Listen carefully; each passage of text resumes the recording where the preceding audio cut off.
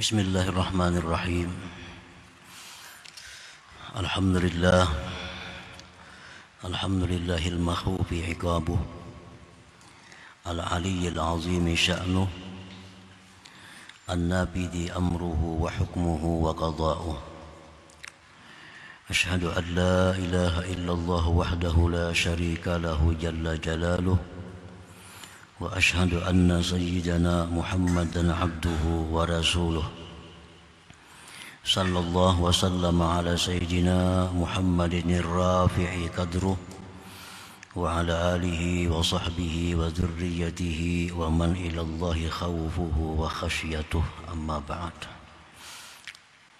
Yang kita hormati dan kita cintai para habaib dan para alim ulama, para muhibbin, hadirin, hadirat, rahimakumullah. Alhamdulillah, puji syukur selalu kita haturkan kehadirat Allah subhanahu wa ta'ala, yang mana pada malam ini kembali kita dikumpulkan, dipertemukan di majlis yang penuh dengan berkah dan rahmatnya ini.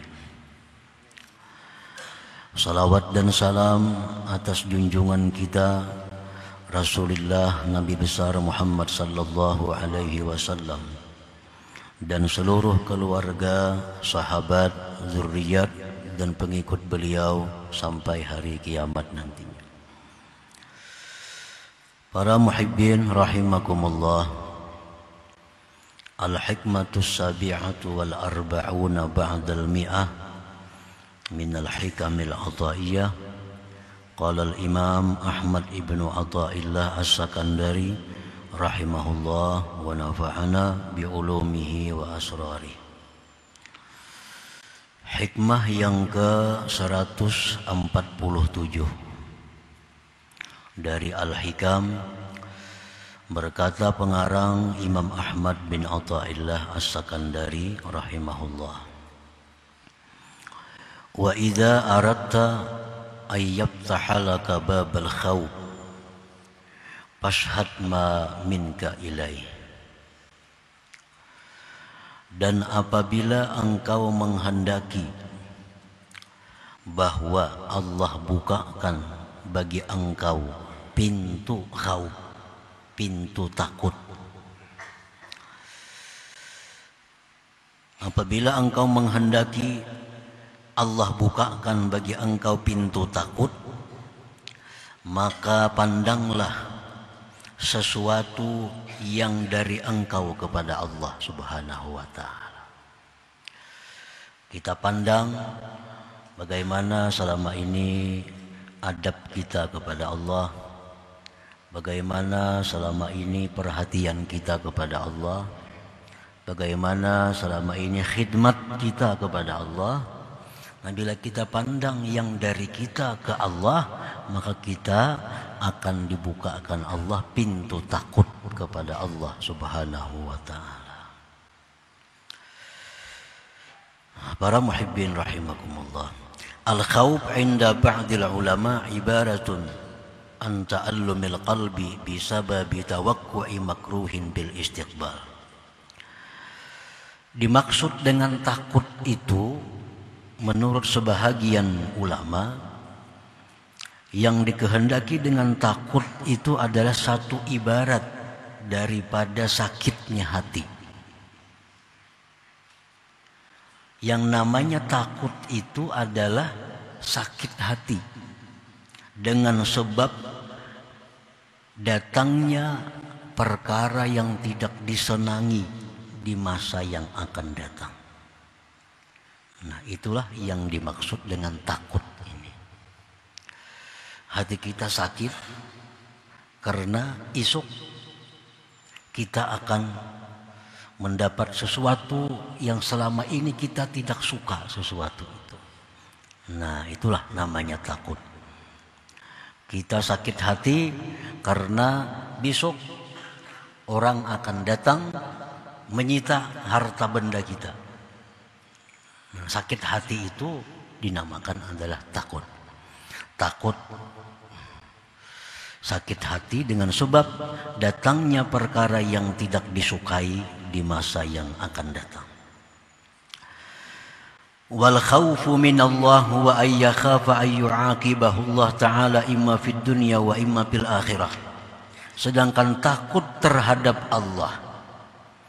Takut terhadap Allah itu artinya dia takut bahwa Allah akan menyiksa dia baik di dunia ini ataupun kelak di akhirat. Nah, itu pengertian takut kepada Allah. Sakit hati. Sakit hati karena akan menghadapi siksa Allah Subhanahu wa ta'ala. Nah, ini takut terhadap Allah. Takut inilah yang kita dituntut untuk bersifat dengannya. Bahwa hati kita ini sakit karena kita akan menghadapi ancaman, akan menghadapi siksa dari Allah Subhanahu wa ta'ala. Para muhibbin rahimakumullah. Ummul Mukminin Sayyidatina Aisyah radhiyallahu anha, suatu hari beliau menangis Siti Aisyah ini. Rasulullah melihat Siti Aisyah ini menangis, lalu beliau berkata, "Ma yubkik?" Apa yang membuat engkau menangis, wahai Aisyah? Apa yang membuat engkau menangis? Qalat, berkata Aisyah, "Zakartun nar." Ulun teringat neraka. Nah, ulun teringat neraka, wahai Rasulullah sallallahu alaihi wasallam. Zakartun nar fabakaitu. Ulun teringat neraka, lalu ulun menangis. Nah, ini tangisan itu adalah tanda sakitnya hati yang dinamakan takut tadi. Menangis karena teringat neraka. Fahal tazkuruna ahlikum yaumal qiyamah. Adakah engkau ingat, wahai Rasulullah, kepada istri-istri engkau di hari kiamat nanti? Apakah engkau ingat, wahai Rasulullah, akan istri-istri engkau pada hari kiamat nanti? Rasulullah sallallahu alaihi wasallam menjawab, "Amma fi thalathati mawatin fala yazkuru ahadun ahada." Ujar Nabi, pada 3 tempat di hari kiamat itu seseorang tidak ingat akan seseorang jua pun. Nah, di 3 tempat itu, di 3 keadaan itu, seseorang tidak akan ingat kepada siapa jua pun selain memikirkan dirinya. Yang pertama disebut Rasulullah SAW ketika ditimbang amal. Ketika kita dimajukan untuk menghadapi timbangan amal, ditimbang satu persatu kebaikan kita, ditimbang satu persatu dosa-dosa kita. Nah, waktu kita menunggu proses itu, kita tidak ingat siapa jua pun selain memikirkan nasib diri kita sendiri. Sampai ada keputusannya. Nah, di situ kita hanya ingat dengan siapa orang yang mungkin kita cintai di dalam dunia ini. Yang kedua, ujar Nabi kita, seseorang tidak akan ingat siapa jua pun di waktu menunggu penyerahan kitab catatan amal. Apakah catatan amal itu diserahkan dari kiri, dari kanan, atau belakang? Apabila diserahkan dari kanan, berarti kita selamat. Bila diserahkan catatan amal itu dari kiri atau belakang, kita binasa. Nah, waktu menunggu di mana orang akan menyerahkan kitab itu, nah di situ kita tidak ingat siapa jua pun. selain hanya menunggu memikirkan nasib kita masing-masing. Nah, yang ketiga, ujar Nabi kita, seseorang tidak akan ingat seseorang ketika melalui siratal mustaqim. Nah, di waktu kita melalui siratal mustaqim, jangankan memikirkan anak bini siapa, diri sendiri pun belum tentu selamat. Sampai kita menyeberang ke surga, hanya kita ingat dengan orang-orang yang kita cintai. Nah, para muhibbin rahimakumullah. Jadi tangisan Aisyah radhiyallahu anha karena beliau teringat neraka, itu adalah bukti takutnya beliau kepada Allah Subhanahu wa ta'ala.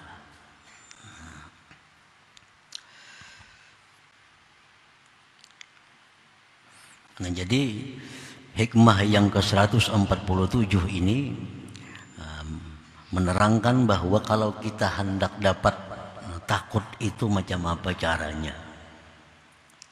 Macam Aisyah tadi kan sudah dapat takut tuh.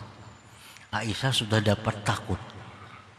Begitu ingat neraka menangis. Itu suatu bukti bahwa beliau sudah dapat takut. Nah, kalau kita ingat neraka belum tentu menangis. Ingat azab kubur belum tentu menangis. Ingat siratal mustaqim belum tentu menangis, belum tentu sedih. Itu menunjukkan bahwa kita belum memiliki rasa khauf, belum memiliki rasa takut kepada Allah Subhanahu wa ta'ala. Maka di dalam sebuah hadis disebutkan bahwa barang siapa yang di dalam dunia tidak mempunyai rasa takut, maka di akhirat dia akan ketakutan. Siapa di dunia dia mempunyai rasa takut, maka di akhirat dia dalam keadaan aman dan tentram. Nah, jadi ini yang dimaksud bagaimana caranya supaya kita bisa dibukakan Allah pintu khauf, pintu takut kepada Allah Subhanahu wa ta'ala.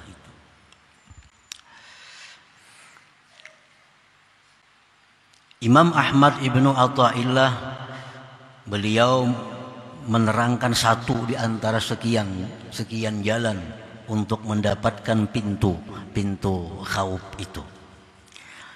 Disebutkan tadi oleh beliau bahwa mengingat dosa-dosa kita.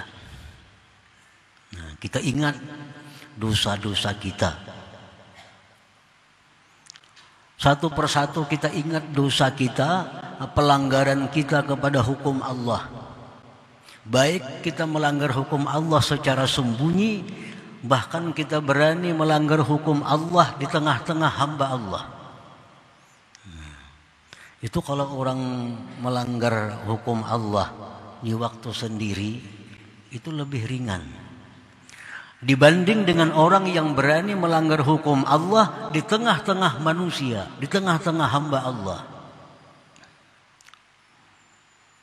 Contohnya, umpamanya contoh yang paling ringan, laki-laki. Laki-laki itu kada boleh memakai emas. Kada boleh memakai emas. Tapi dia pakai emas di dalam kamarnya. Nah, di dalam kamarnya tidak ada orang yang melihatnya. Itu dosa. Walaupun tidak dilihat orang, laki-laki itu memakai emas itu dosa. Nah, memakai emas bagi laki-laki dosa, tapi dipakai di dalam kamar. Tidak ada satu orang pun yang melihat. Ini dosa, tapi dosanya tidak sebesar kalau dia pakai emas di tengah-tengah hamba Allah, dilihat oleh makhluk Allah. Nah, ini kita ingat pelanggaran-pelanggaran kita kepada hukum Allah. Kita berani melanggar hukum Allah di tengah-tengah hamba Allah. Kita berani melanggar hukum Allah di tengah pasar. Kita berani melanggar hukum Allah di tempat-tempat umum. Ini menunjukkan bahwa begitu hinanya, begitu jahatnya kita terhadap Allah Subhanahu wa ta'ala. Nah, itu ingat itu. Ingati dosa-dosa kita. Mulai mata kita, dosa kita di mata, dosa di telinga, dosa di lisan kita, di tangan, di kaki, di mana-mana dosa kita ingat. Bila kita ingat dosa-dosa itu Allah akan membukakan bukan pintu agar kita diberi takut kepada Allah Subhanahu wa ta'ala. Nah, para muhibbin rahimakumullah, Dan lagi mengingat dosa, ditambah lagi kita mengingat banyaknya musuh-musuh kita. Kasratul khusum, banyaknya musuh kita. Siapa musuh kita? Orang yang kita gibah. Ini musuh. Orang yang kita gibah, orang yang kita fitnah, orang yang kita ambil hartanya secara tidak sah. Nah, ini orang-orang satu persatu di akhirat kelak akan menuntut mengambil kebaikan-kebaikan yang ada pada kita. Nah, kita ingat pulang itu. Banyaknya muntung kuni nyambati orang, beribu-ribu saku mun dihitung disambati. Banyaknya mataku ini, banyaknya harta orang nang ku ambil dengan jalan nang kada benar. 100.000, mungkin 1 juta, mungkin 10 juta mengambil harta orang dengan cara yang batil. Nah, ini orang-orang ini akan menuntut kita di akhirat agar kita bayar dengan amal kebaikan kita. Nah, kita ingati aja itu. Ingat. Nah, itu apa usaha agar diberi Allah, dibuka Allah pintu khauf, pintu takut tadi. Nah, jadi pertama mengingat banyaknya dosa yang sudah dilakukan, mengingat banyaknya musuh yang akan menuntut kita.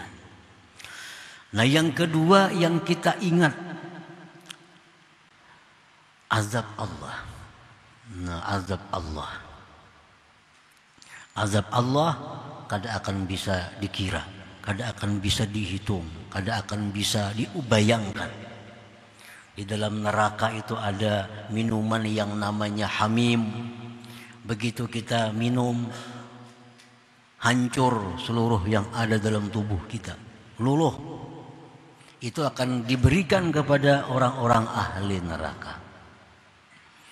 Begitu kita hendak makanan, diberikan makanan yang penuh dengan duri yang terbuat daripada api.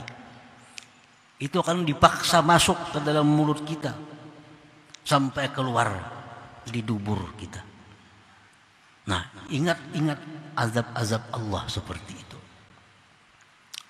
Yang ketiga yang kita ingat agar dibukakan pintu takut ini adalah mengingat lemahnya kita daripada menghadapi azab Allah itu. Mampukah kita menghadapi azab Allah itu?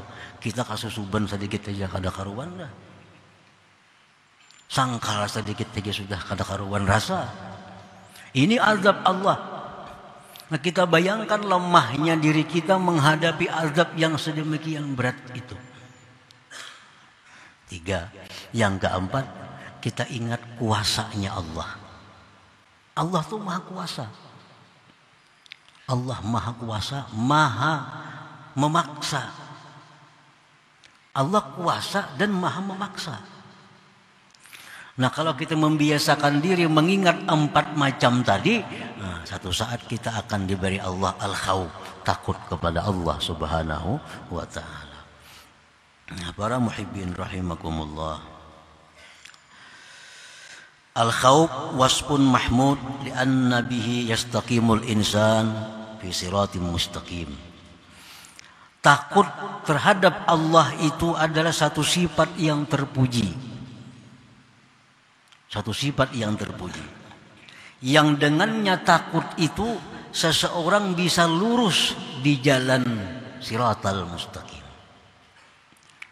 Nah, kalau orang kada punya takut atau takutnya kadang-kadang ada, kadang-kadang hilang, ini orang akan tersesat dari jalan yang lurus. Karena takut inilah yang akan mencegah kita berbuat dosa. Kalaupun berbuat dosa, takut inilah yang membuat kita untuk cepat bertobat kepada Allah. Nah, kalau orang kada punya takut, dia akan melakukan dosa. Malas untuk melakukan tobat karena kada punya takut. Atau takutnya ada cuma di bawah dari yang diharapkan.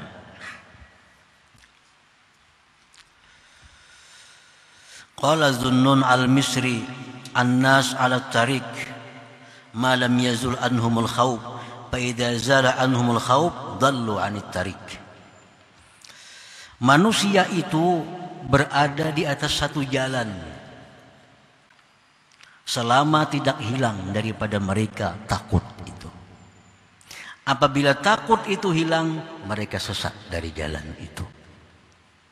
Nah, kenapa kita melakukan maksiat? Kenapa kita mau menipu orang, mau menganiaya orang? Akibat tidak adanya takut itu. Akibat tipisnya takut itu. Kalau memang ada takut, tipis takutnya. Maka ada sampai kepada yang ditentukan. Qala Abu Sulaiman Ad-Darani, ma faraqal khaufu qalban illa kharib. Tidaklah berpisah takut itu akan hati, melainkan rubuh hati itu. Nah, bila takut ini berpisah pada hati, rubuh dah hati itu. Jadi takut inilah pondasinya, agar kita bisa tetap di jalan Allah, agar tetap menjunjung perintah dan menjauhi larangan Allah Subhanahu wa ta'ala. Nah, para muhibbin rahimakumullah, fala budda 'alal 'abdi ay yakhafallaha ta'ala haqqa makhafatih. Maka wajiblah atas seorang hamba bahwa dia takut kepada Allah sebenar-benar takut kepada Allah. Nah, jadi semuaan kita ini ada punya takut, itu pasti.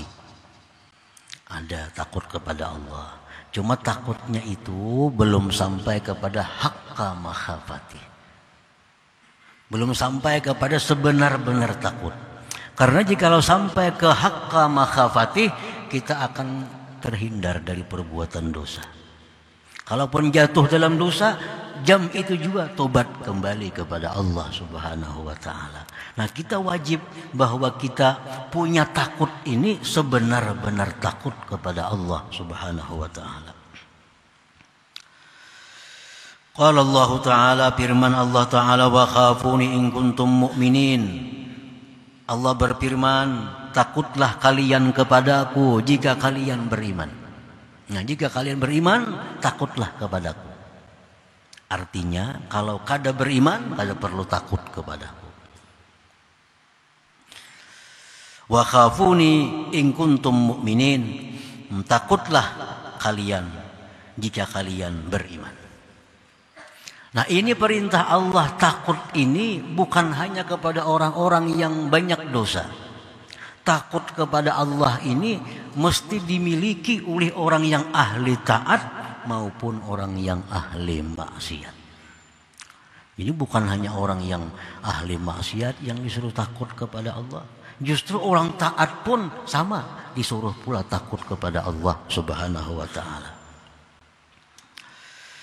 Sebahagian ulama berkata, man amila al-hasanah yahtaju ila khawfi arba'ati asya. Fakaifa biman ya'malul sayyi'ah. Orang berbuat kebaikan, sembahyang, bersedekah. Nah, orang ini mesti takut dengan 4 perkara. Fakaifa biman ya'malus sayyi'ah. Bagaimana lagi dengan orang yang berbuat dosa?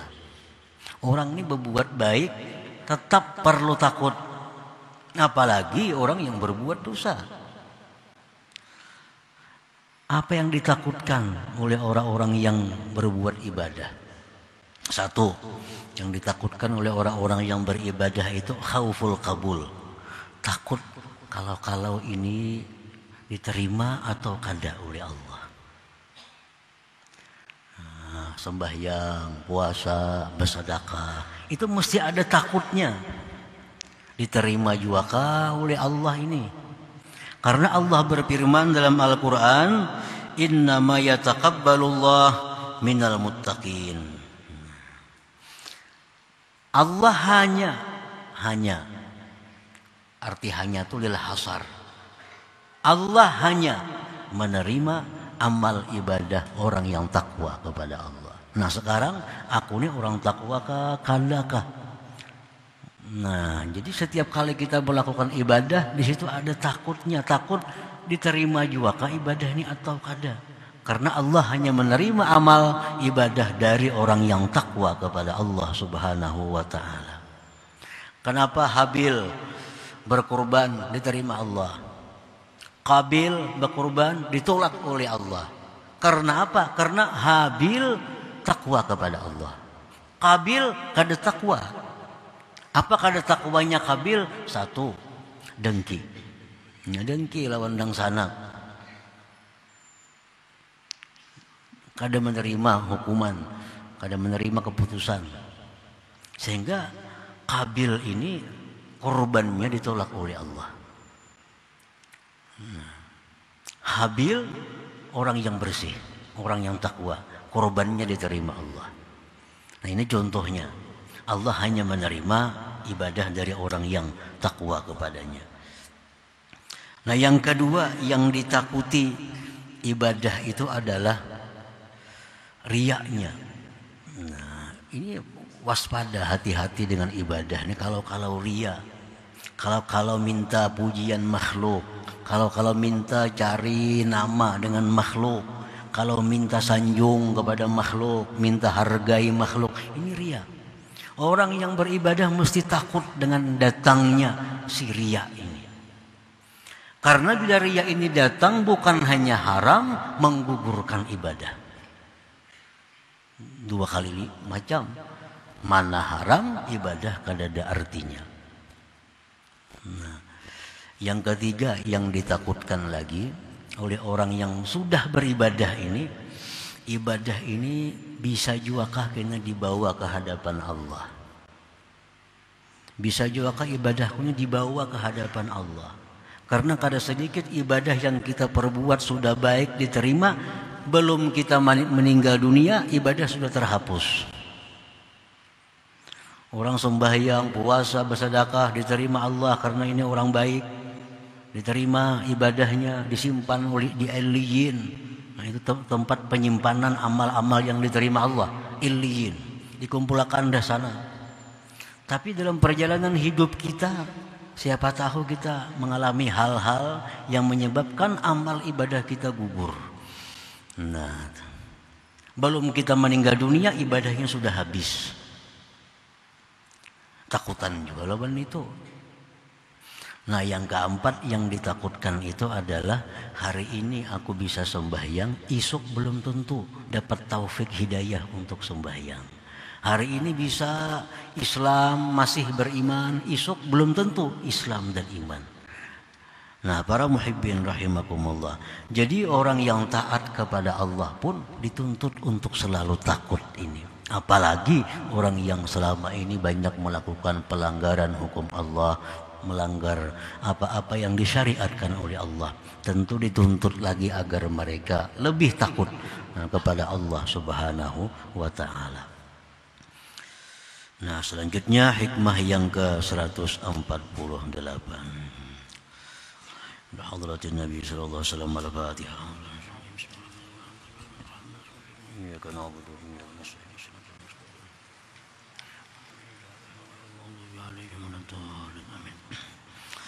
يا الله بها يا الله بها يا الله بحسن الخاتمة الله بها يا الله بها الله بحسن الخاتمة يا الله يا الله بها يا الله حسن الخاتمة ويا أيها الرجل منه شفاعة عليه وسلم تسليما اللهم صل وسلم